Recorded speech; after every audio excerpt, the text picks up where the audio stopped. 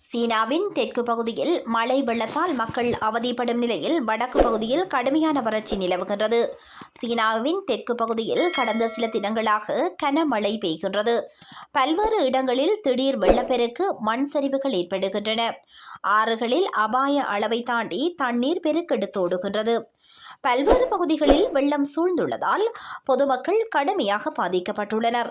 இந்நிலையில் குவாங்டாங் மாகாணத்தில் வெள்ளப்பெருக்கு மற்றும் மண் சரிவுகளில் சிக்கி இதுவரை 47 பேர் பலியானதாக அரசு ஊடகம் தெரிவித்துள்ளது. மழையால் பாதிக்கப்பட்ட பகுதிகளில் மீட்புப் பணிகள் முழுவீச்சில் நடைபெறுகின்றன. பல்லாயிரக்கணக்கான மக்கள் வெளியேற்றப்பட்டு பாதுகாப்பான இடங்களுக்கு அனுப்பப்பட்டுள்ளனர். வரும் நாட்களில் வெள்ளப்பெருக்கு இன்னும் அதிகரிக்கலாம் என அஞ்சப்படுகின்றது. சீனாவின் தெற்கு பகுதியில் இவ்வாறு மழை வெள்ளத்தால் மக்கள் அவதிப்படும் நிலையில் வடக்கு பகுதியில் கடுமையான வறட்சி மற்றும் அதிகபட்ச வெப்பநிலை வீசுகின்றது. இத்தகைய தீவிர வானிலையுடன் அரசு போராடி வருகின்றது. மக்களை பாதுகாப்பதற்கான முயற்சிகளை மேற்கொள்ளும்படி அதிகாரிகளுக்கு அதிபர் ஜி ஜின்பிங் உத்தரவிட்டுள்ளார்.